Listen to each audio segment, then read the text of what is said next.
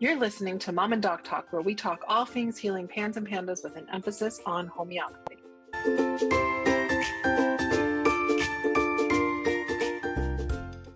Hi, it's Jody, the mom of the Mom and Doc Talk podcast. We're taking a short pause this summer to enjoy our families and hope you're doing the same. We're also doing some prep work for season 2 of the Mom and Doc Talk podcast. We've got some really exciting episodes coming your way starting August 27th. In the meantime, we wanted to give you guys the opportunity to catch up on any episodes that you might have missed or take a break. We know you need a break. You deserve a break. Here's a rebroadcast of one of our most popular episodes. We hope you enjoy it. I'm so thrilled to have you back for yet another conversation about your experience with PANDAS, and homeopathy. Your insight is always so valuable, both as somebody who's experienced it and somebody who's come out on the other end, because, you know, when you and I met, you were definitely in a tough spot, and you have accomplished so much in the brief amount of time that we've known each other. And I'm just always in awe of what you've been able to do. So I'm getting ahead of myself though. So let's go ahead and just chat about your experience and your journey. Yeah, sure. I'm going to echo what Dr. Barr said real quick. Every time you're here, I think that it feels like to me, you're a voice for my daughter. I feel like, you know, your experiences and how you felt and what you thought and all of those things are such a fantastic voice for all of our children. I know all of us moms really, really appreciate you coming and sharing your thoughts and your insights and whatnot. So whenever your mom first told you that you guys were going to try homeopathy, how did you feel? What did you think? Yeah, well, before I get into it, not to continue the gush train too much longer, but I just want to say thank you to both of you because, you know, your work means so much to me and I'm always happy to be here.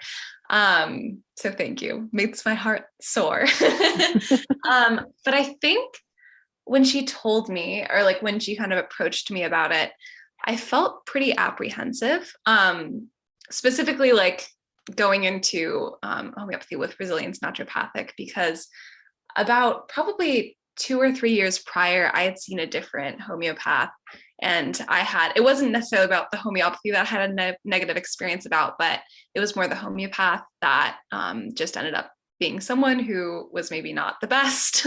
And so I just had like a negative experience and very like not being fully believed, which, you know, I think completely goes against everything that homeopathy basically stands for.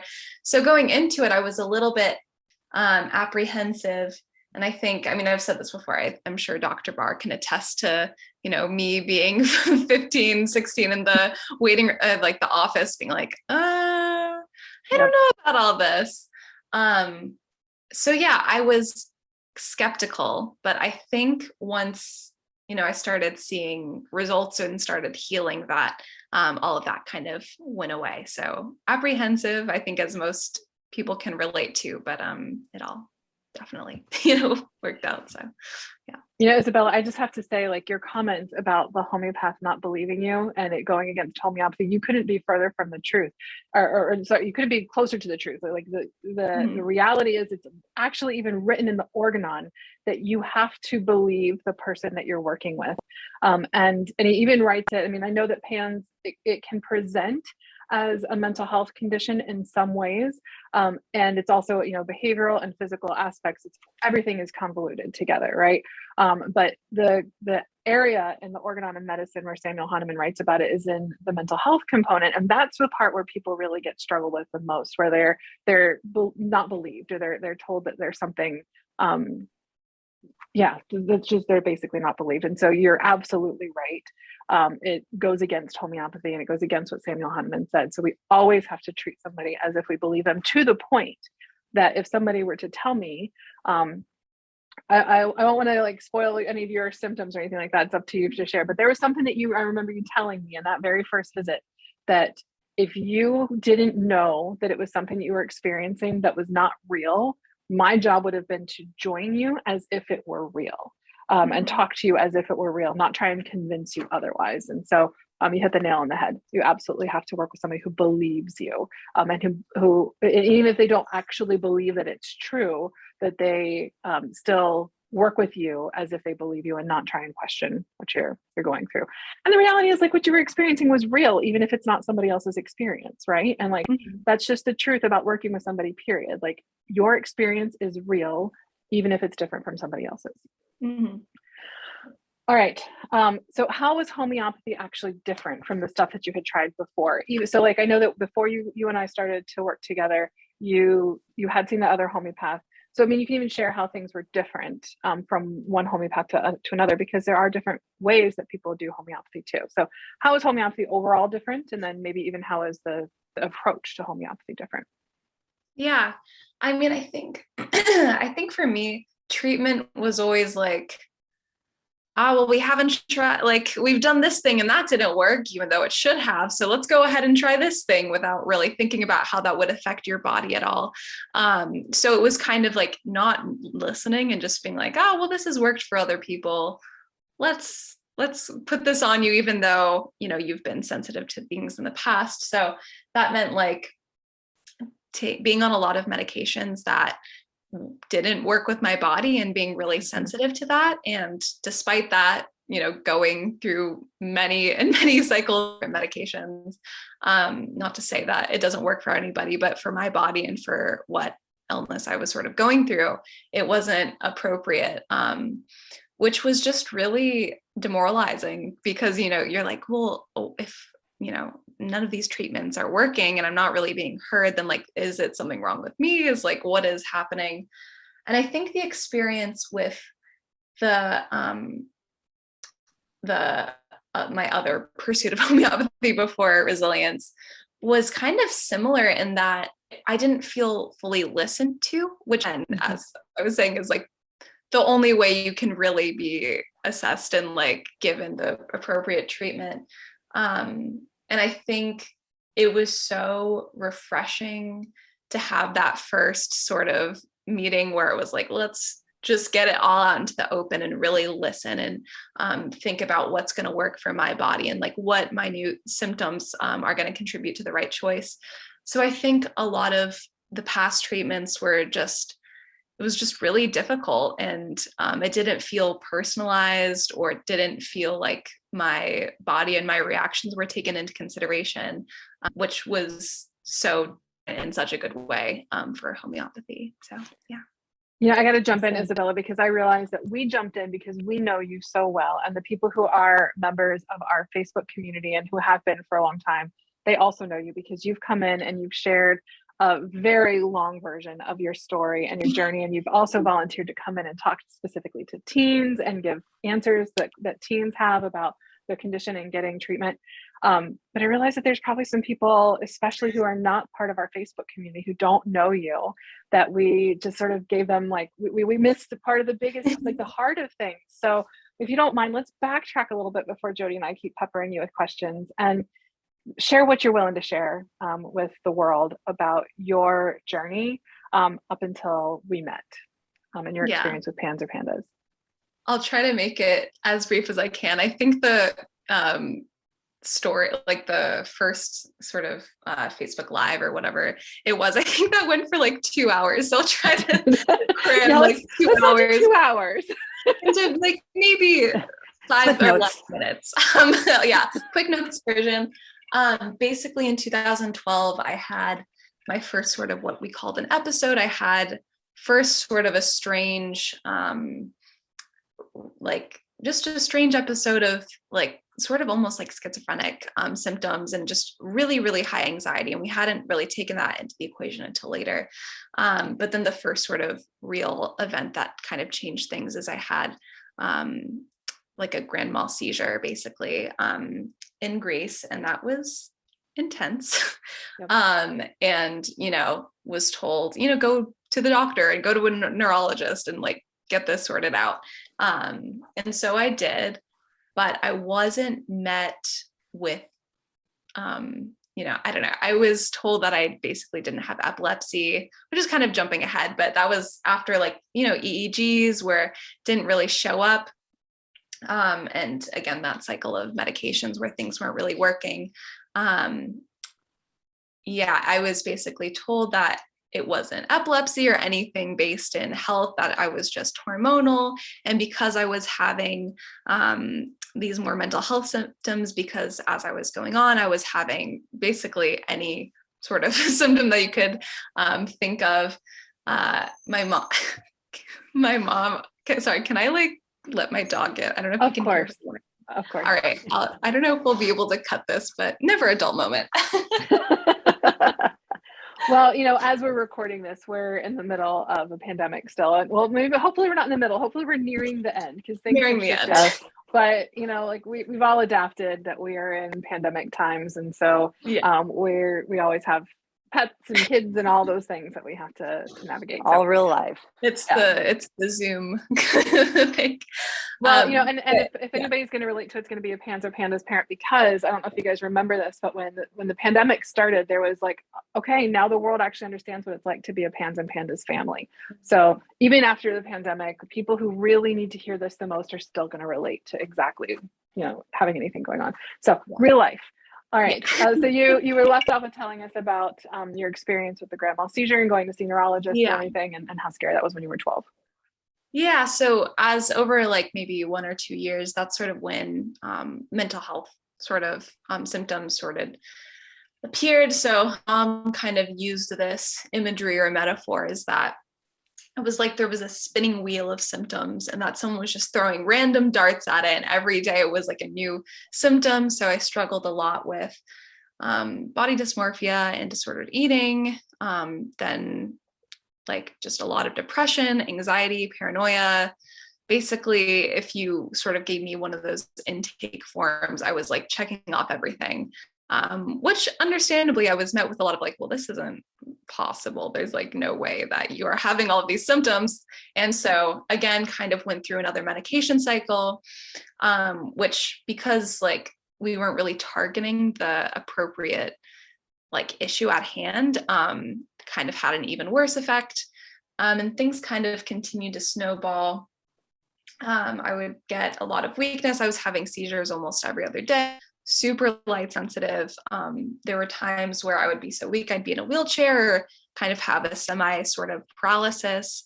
And again, met with like a lot of not great responses from doctors. But nonetheless, with the help of my mom, who's like the real superhero of the story, basically, she helped me through everything. But I think we first learned about PANDAS probably around 2015, a few months before I saw Dr. Barr. And I didn't think I had it. I was like fully convinced. I was like, no, probably not. But then as it turns out, I did. Surprise, surprise. But yeah, and then, went to go see Dr. Barr. And at that point, I was pretty low point. I think that day I had an episode, like I had a seizure, and it was just like not good. Kind of walked into the office with my sunglasses that I had to wear because of light sensitivity, and just was very not good, and was just having a lot of trouble at that time. But then with homeopathy, and then I found one medication to like specifically treat epilepsy, which I think I only got that correct one because the other doctor had fully listened, the way that Dr. Barr does, of like fully listening to all of my symptoms and everything that I have to say. And I just sort of slowly noticed that my symptoms, both physical and mental, kind of started spacing out. So I'd have like a little resurgence or aggravation, but then that would sort of space out over time. And it was the first time that I sort of like really had hope that things were changing. So if you want to get the full 2-hour version, that's just like the trailer for the 2-hour version. I'm sure you can find it on the Facebook or the YouTube channel. But that's sort of the quick notes speed run version. Yeah. And you ran. Oh, sorry. Go ahead. Go ahead. Yeah, I was going to say you ran like right into, exactly what I was going to ask you next is how was the first several months of being in treatment when you started to see those little backs and forths and, symptoms getting a little bit better and then symptoms getting worse again? How was that for you? Yeah. It was funny because I was talking to my mom earlier because I was like, I honestly can barely remember like what it was like in those first few months, especially because like, I've had aggravations here and there, but I was like, for some reason, I can't really remember it that well. But I think what I can remember is that like, I was able to get through those first few months because I was getting relief, which I hadn't really had before. And so even though it was like, a little bit of struggle, you're trying to find the right remedy or dosage and all of that. And there's, some aggravation because it's, this first sort of line of defense. So, the aggravations were difficult and, you always have that thing of like, oh, well, is this really working? But we just decided to stick with it. And again, it was, even though those, moments of relief and of feeling better were like pretty small, it was like the first sight of like this light at the end of the tunnel and kind of moving towards that. And I think that's a big part of the reason why we were able to like continue through it, even when I had those kind of discouraging moments. So I think that's sort of how the first few months went. And again, as it was spacing out more, that's when I was like, okay, something is very good here. Like this is on the right track. So yeah, that was the first few month experience. So you just mentioned that you have had aggravations, but you don't really remember a whole lot about them, which is encouraging for people, right? That like aggravations aren't going to be something that lasts forever, even when they start off. And, it can be really scary for somebody who was in the situation that you were in. Like you said, that you were actually able to walk into the office, to think that you might have aggravations of your symptoms, that your symptoms might get a little bit worse before they get better. That can be a really scary type of thing for people to experience. So, if you don't remember anything about what the aggravations are like, we always like to see if people do have any recollection, but it's been quite a while for you. But do you happen to remember anything or remember any fear about dosing afterwards or anything like that? Yeah, I definitely remember some things. I think what's difficult about it is on one hand, you have this, recurring feeling, like you have the symptoms that are kind of feeling like they're coming back a little bit. And, that's part of it. But there's also this feeling of almost PTSD where, you're kind of traumatized at that point because you've gone through so much. So, it's really difficult seeing these symptoms again, even though at a certain point, okay, well, this is just a little blip and we'll get past it. It can feel really frustrating and really scary to have those come back because there's always that little fear of, well, what if it just stays like this? And so I think that's a really difficult part. I think a lot of the aggravations mainly happened with sort of the like mental symptoms. So, I've had more intense bouts of like fear or like anxiety are two sort of big things that I think flared up when I have had aggravations in the past. I was sort of thinking about this earlier of like, there's that saying of like, what comes up must go down, but also what goes down must come up for me with the aggravations, because, after a little bit, you're like, okay, I moved past it. And that is what makes the aggravations easier to deal with. And something that I've seen for a lot of people is those first few times you're like, I don't know what's happening. And you're thrown into panic mode and this fight or flight moment. But I think it got easier the smaller that aggravations got and the more that I had to deal with, or like, I was equipped to deal with it, and they got like, less and less. And I feel like now, if I have an aggravation, which I haven't really too much for a while, we're like kind of on it and we know if there's like a dosage change or if it's just one of those things where I just ride through it and I know it's just the first few days of trying something new. So yeah. Great. Isabella, when was the first time you remember or you realized that homeopathy was starting to help your symptoms and you were like, oh, you had that moment? Yeah. I think there were a few. I think for me, what was really telling was the spacing in between seizures and, I don't know, there are even times where I sort of look back and in the moment, it didn't feel like much has changed, but, I would be able to go through a day normally. And then I would look back the day after and be like, wait, I was able to do this thing. Like that hasn't happened in a really long time. So a lot of those moments came through like reflection. And I think, just not being as light sensitive, not having to wear, my glasses or contacts every day. I had for I had these like big chunky sunglasses and these, you know, colored contacts. But I think going through one of those days or going a couple days without having symptoms and not, you know, feeling like the world was ending and I could get through the day and still feel fine afterwards, were the first sort of times where I was like, okay, something is different here and it feels like it's maybe here to stay, which was a very exciting feeling. But yeah. I remember so clearly the first time that I knew for sure that you were doing better. And it was that time that you walked into my office and I freaked out and said, "Oh my gosh, you have eyes." Yeah. And you and your mom looked at me like I was crazy because you had already been going without your sunglasses for a couple of weeks before I had seen you. And, you know, we weren't in touch or anything because you were doing well. And so for you, it was like, wait, what are you talking about, you crazy person? I was like, I have never seen your eyes. You have beautiful eyes. And that's when I was like, okay, we have made some significant progress. Like I was just having to rely on what you shared with me in visits, but that was the first time that I was like, yep, we've made some big strides here. So you've definitely had ups and downs, as you've talked about. What was it like when you started to feel better and then you'd have like some regressions? You know, were there any big regressions that stand out to you? And what was it like both going into them and coming out of it? Yeah, I mean, I think for me, because sometimes I like sort of see regression and aggravation as the same thing. So I was just thinking about it. I think I had honestly like a little bit of a regression recently, and that was the first time I had it. But like, I don't know, maybe it was more of an aggravation, but I was just sort of having a lot of paranoia and fear and anxiety, mostly because I'm just college senior, big stress. And so I was kind of thrown into this place of like stress about it because I was like, oh, what's happening?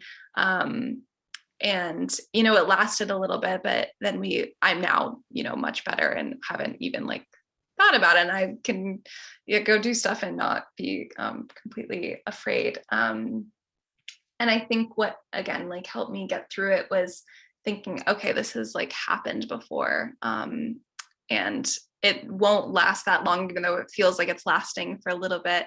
We're going to get on the right path because it's happened before, of just needing to change a little bit. So yeah, I think that was the sort of main ones. I mean, again, it's like hard to remember, which is like a good thing. I mean, obviously you don't want to like block out, but it's nice to be like, I don't remember the bad parts anymore. It's kind of nice to think like, it's been normal for so long that it's, you know, looking back is kind of difficult, but and like even you're like regression, or, you know, you're, as you said, you're maybe regression, maybe aggravation, or maybe just being a college senior with a lot of stress on your plate, that could be 100% normal for your current situation, regardless of your previous diagnoses. That even those times when you feel like maybe you're regressing, it is significantly less than before. You know, you're like, okay, I'm anxious, I'm having a little bit of a harder time sleeping, not, you know, having, as you said, when you first started, schizophrenia like symptoms, or you know, the eating restriction, all of the different things that were significantly more dangerous to your health and well-being. Not to diminish what you experience at any given point in time, but it's lovely to see that like your regressions, when they do happen, are significantly less than they were before, and wouldn't even really necessarily fall into the category of like a PANDS regression, right? It would be like a, hey, I'm a human and I'm not doing my best right now, and so I need a little bit of support. That's something that's, sorry. Oh, and the other thing I was going to say is part of it too, just so you don't beat yourself up, or so anybody who listens to or watches this video doesn't beat themselves up. Part of it is just the nature of the condition too, right? Like what you're dealing with in flares is inflammation of the brain. And so of course your brain is not 100% connected to what's happening. And so it doesn't show any sign of, you know, deficit or defect that you can't necessarily remember everything that you have experienced. It's almost a blessing, but it's normal for that to be the case. Yeah. And with those hard times, I'm sorry, did I interrupt you? Oh no, I was saying like, oh, I forgot what I was going to say before. You're good. You can go for it. with those hard times, was there ever a point where you wanted to stop homeopathy and just throw the towel in and be done with it? And yeah, I mean, I'm sure there was maybe a point or two in the beginning where I was maybe like, this isn't good. Like, this is really hard. But I think at that point I had invested so much into healing, and it was something that I wanted so bad, that I was like, you know what, I just need to keep giving this a try. And, really lean into those small moments that are feeling good. And, that slowly grew bigger, and then the majority of what I was feeling was positive. But yeah, I think it was just trying to stay determined, and also having the support system that I did of like being like, okay, we can manage this and we can deal with it. And then maybe if it's still not working in a while, maybe we'll try something different. But unsurprisingly, it did end up working, and it really helped me. So great. So yeah, I think it was what kept me from kind of throwing in the towel was just really focusing on the future and being like, I really want to be like, okay. And just trying to get through those hard spots and focusing on like what was feeling better. So yeah. So it's fair to say that you're glad that you guys stuck with it. Yes, that is understatement. Yeah. Isabella, what was the hardest part of the healing journey for you? I think honestly, it came before homeopathy. I mean, like a little bit of an overlap. I think the hardest thing for me, and something that I've kind of like at this point dedicated so much of my life to, is like not being believed or not being heard by the doctors that I was seeing. And not to plug my own podcast, but I have, well, please, I was going to ask if you wanted to, please plug your own podcast. Yeah. I have a podcast called Invisible Illness, Invisible Patients, Invisible Women. That's basically all about the hardest part of my healing journey, which was not being believed by doctors and not being heard, and just sort of dismissed and cast off and, told, it's really hard when you're 12 and being told like, you're hormonal, or like, oh, you're this, like this or that. And it's trauma, or it's, just nothing that's real. You're basically making it up. And that's really hard to hear when you're, kind of developing your sense of self. And it's really destabilizing. And so I think that was the hardest part for me. And, obviously going into homeopathy and healing, the aggravations were difficult, but I think thinking back, that was the hardest thing. And even beyond sort of my PANDAS symptoms, that was one of the hardest things to recover from, because it's sort of hard to redevelop that sense of trust in yourself, and trust like what is feeling right and what's real and what's not, which is part of the reason why I'm so grateful that I started with resilience, because again, I've like said this so many times, but like it's so important to me, is that we went through everything. We went through everything. And every, little check, and I still continue to feel like so heard, and listened to. And I don't ever feel like there's that threat of like, or that fear of being like, oh, well, am I going to be told that, it's nothing, or it's all in my head, or that there's no real hope. I know that I will always find, hope in resilience, naturopathic, and everything. So yeah, I think the hardest part was that. And it's unfortunately something that a lot of people go through. But, my sort of thing now is to show that there's hope, and that when like the important thing is that you talk about it and you share your story, know that you're not alone in that.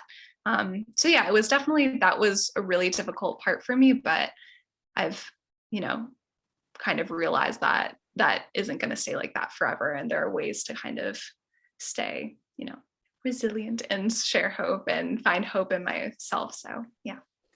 I find it really cool that you have taken your hardest part and turned it into a gift for others. Listening recently to, I can't remember who interviewed you, but I was listening to you talk, and I was like, as I go through my own healing, and listening to some of the specific things that you were talking about was just something that I've never really heard anybody talk about as, going through this whole trauma of, providers not believing us and it being worse, being women, and just acknowledging really what we had been through the whole process. So I think it's beautiful that both you and your mom have turned into such fantastic advocates, and you guys are just absolutely pouring back into the community, which is amazing.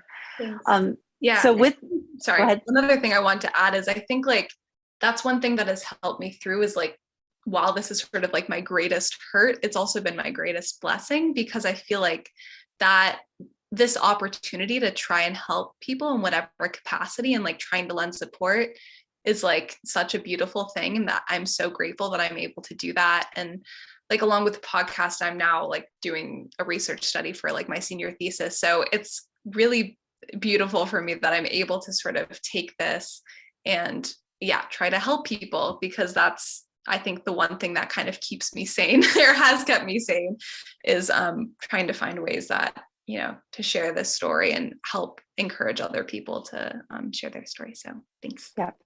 And you're like the perfect testament to, I'm always telling moms, like, this is a really hard and awful thing, but every single person in your family is going to be changed for the rest of your life because of this suffering.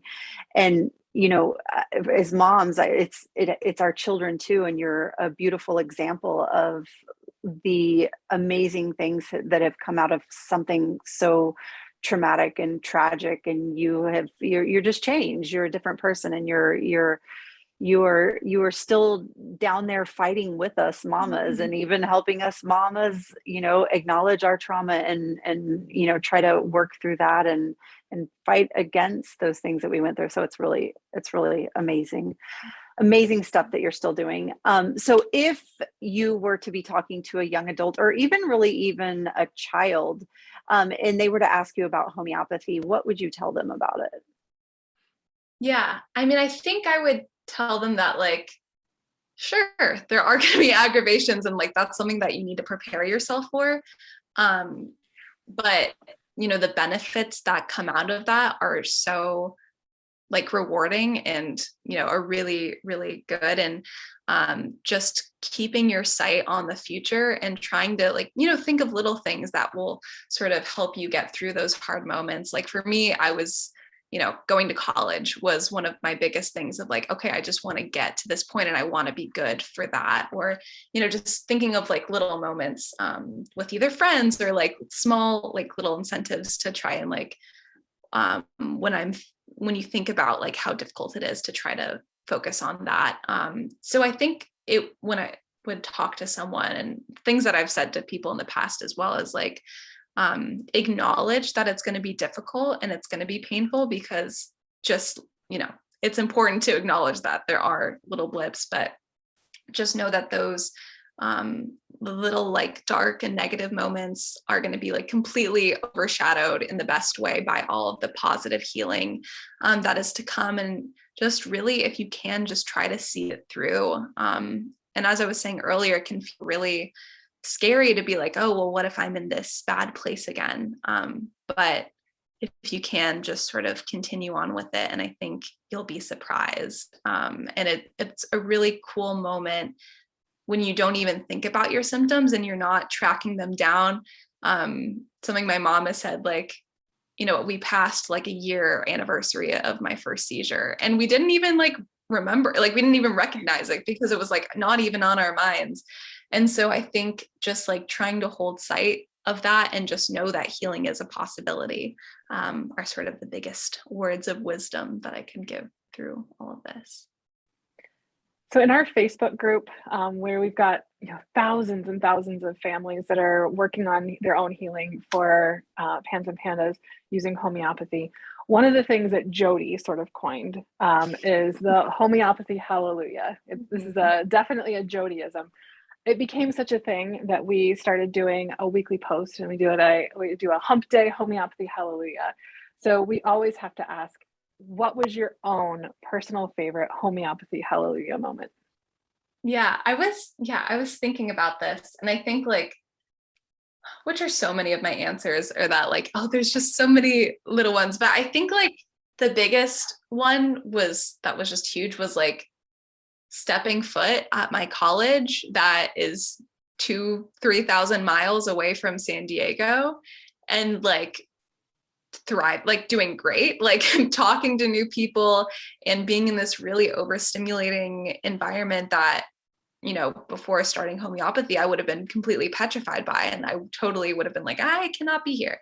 And so, you know, normally like, I feel like the homeopathy hallelujah is, you know, every day there's sort of like, oh, I made it through this or that. But I think that for me, in a much bigger sense, was like, whoa, like I had wanted that for so long, but, you know, there's always that thing where you're like, oh, I don't know if I'm going to get this. But I think through, you know, pursuing homeopathy and like really, you know, staying on top of it, being able to get to a place that I had wanted for so long and I had just been envisioning was really, really special and nice. And, you know, there are difficult moments throughout college, but they're normal people problems. I think that's another one, is like distinguishing like, oh, this is like a normal young adult thing that's weird. It's not actually a PANS thing. And I've like, even in one of our appointments, we're like, but this is like a normal thing that a normal person, normal, I'm using this in quotations because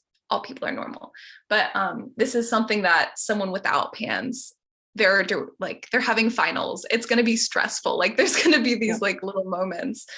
So I think anytime that like I'll have a stressful moment or something that might feel like PANS symptoms coming back, being like, oh, the world is kind of crazy and like things come up, but this is something that, you know, you just move through and you can move past it. So I'd say the big one was like definitely going to college. But other than that, just like either the first time or like any time where I'm like, oh, this isn't actually a PANS thing. This is just a result of being human and kind of living life.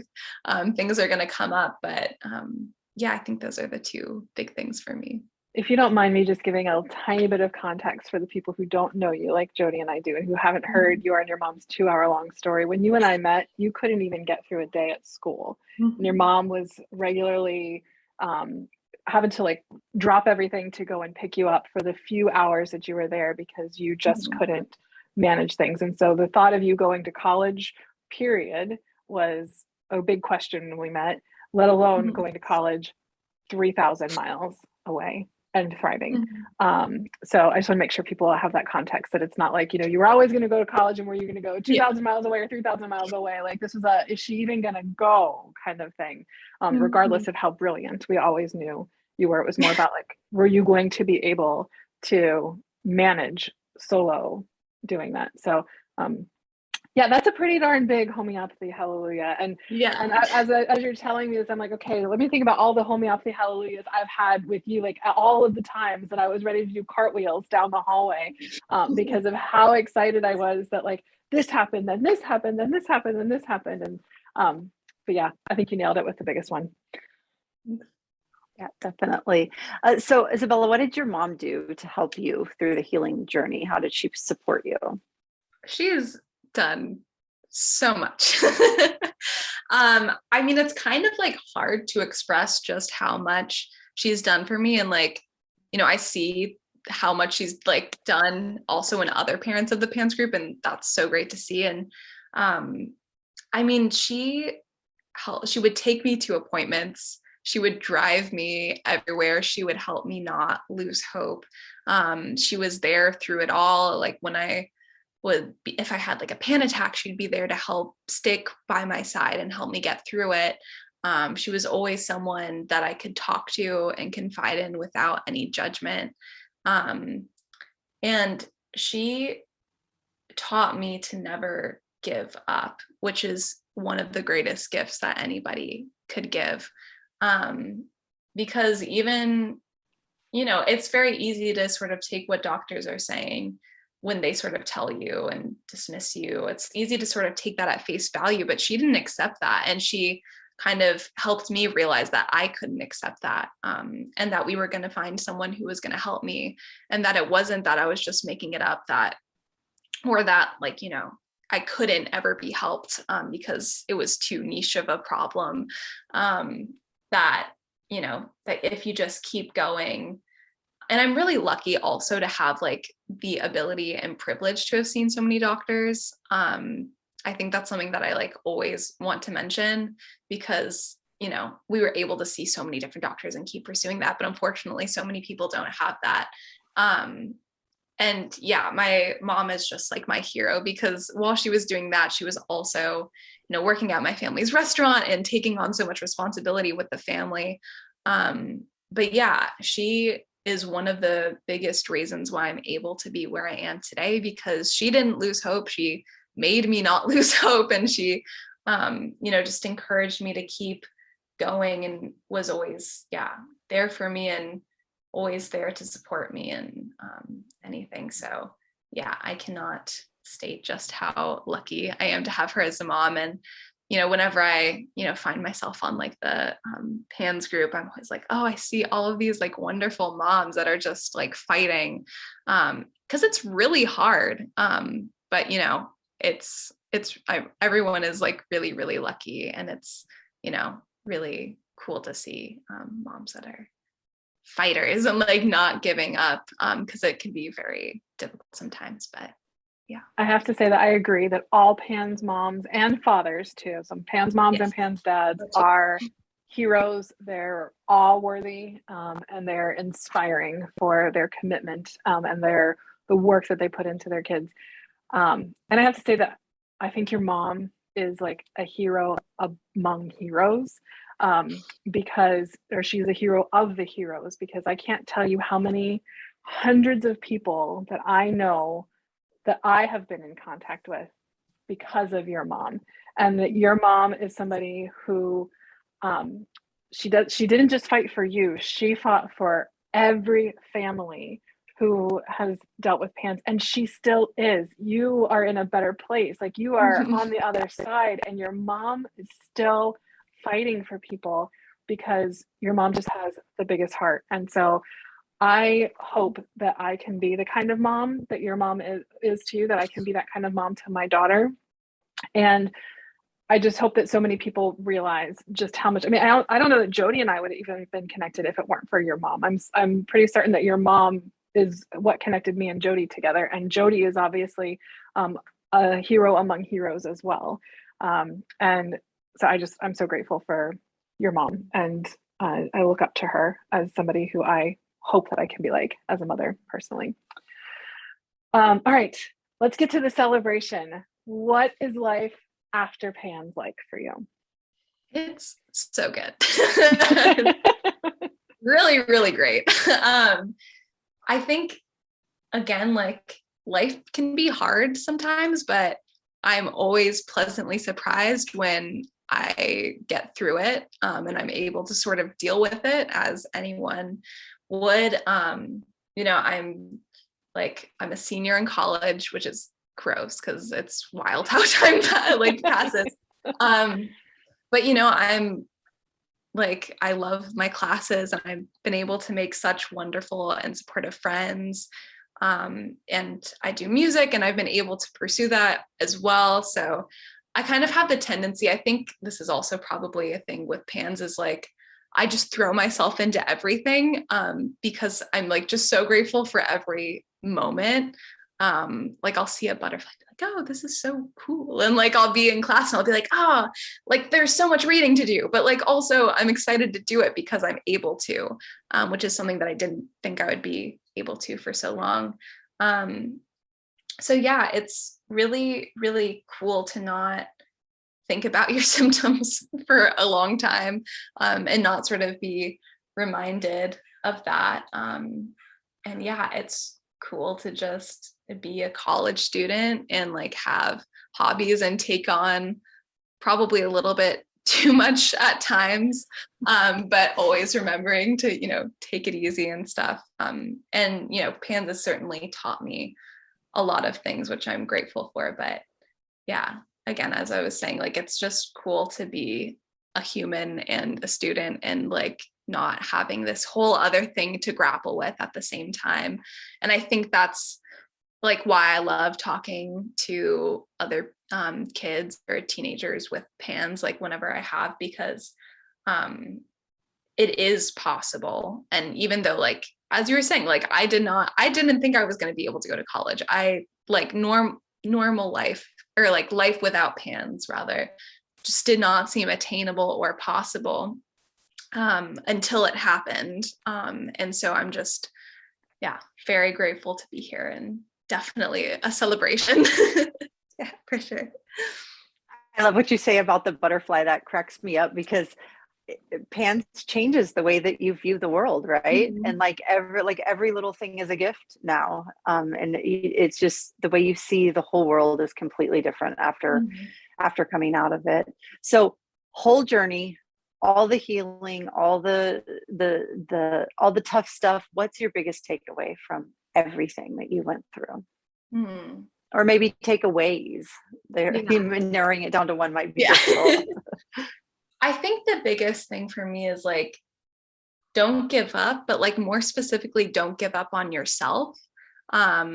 Which, like, you know, I say time and time again, because it's so important to like try in whatever way you can to find that resilience and find that spirit to keep fighting.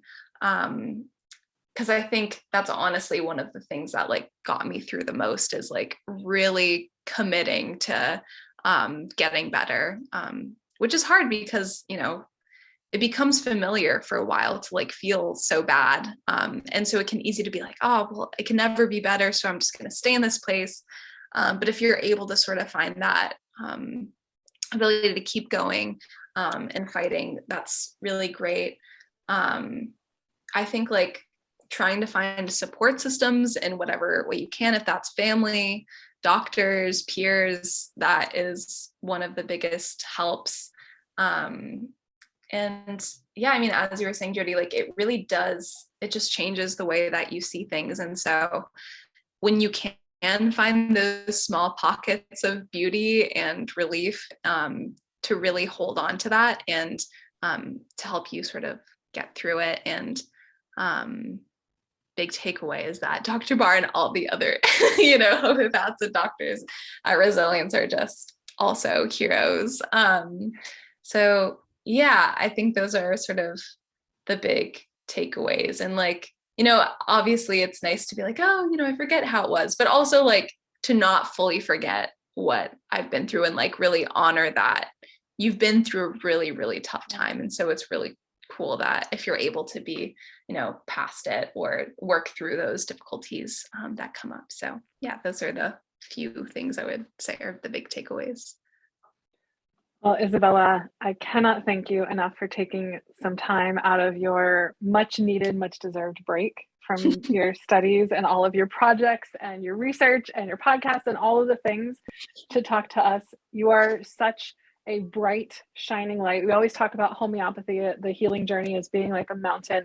And Jody and I talk about all of the people who have gone through and come out the other side, that like their lights are getting brighter and brighter and brighter as they're climbing that mountain. And you're standing at the top of that mountain now with this big beacon of light.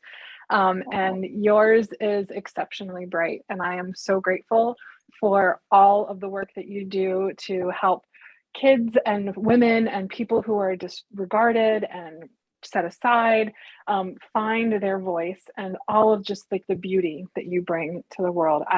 I'm grateful to know you. I'm grateful to have you here chatting with us. And I hope that we know each other for a very, very, very long time, because I want to see every single one of your victories that you have until we're done. So thank you so much for your time here. And thank you for being that beautiful, brilliant beacon of light for so many people. Thank you. That's so sweet. Yeah, I appreciate that like imagery of the shining light, and I can only hope to be that. And I'm so grateful to the both of you as well for providing this opportunity to like help educate and help like share stories of hope, because again, it's so easy to get lost in everything. So I'm so very grateful that I can always come back down here and like on my soapbox and, you know, tell my story. So thank you to both of you for having me. And so well, we hope to have you back as many times as you want to keep giving us updates on where you're at, because there's a lot of people who are invested in seeing just how far you can really go on the other end of Pans and Pandas. Isabella, one more time, tell us the name of your podcast so that people can check it out, because it's an important podcast. So it's called Invisible Illness, Invisible Patients, Invisible Women. It's not out, but it will be out, I'm sure, by the time that this is posted. You can find it on basically any streaming apps like Spotify, but you can also find it on the Cloudcast San Diego website. So again, just Invisible Illness, Invisible Patient, Invisible Women. So this video might go on YouTube before it's available, and it will for sure go into our Facebook group before it's actually available. Do you have a launch date yet, or will you just let us know so we can let people know? Yeah, I mean, towards the end of this week, it's just a matter of like getting it uploaded. Okay, so it's like imminent. Yeah. Fantastic, great. Well, we'll make sure that we let people know as soon as it's uploaded. You could reach out to me and say, hey, ready to go, and I cannot wait to listen to it. Okay. All right, thanks again, also, Isabella. I'd like to mention that Dr. Barr is featured on this podcast if it gives you any extra incentive. He is one of the great people that I interviewed, so just thought I'd throw that out there. All right, well, thank you again for your time, Isabella. I appreciate you immensely. Thanks. Yes.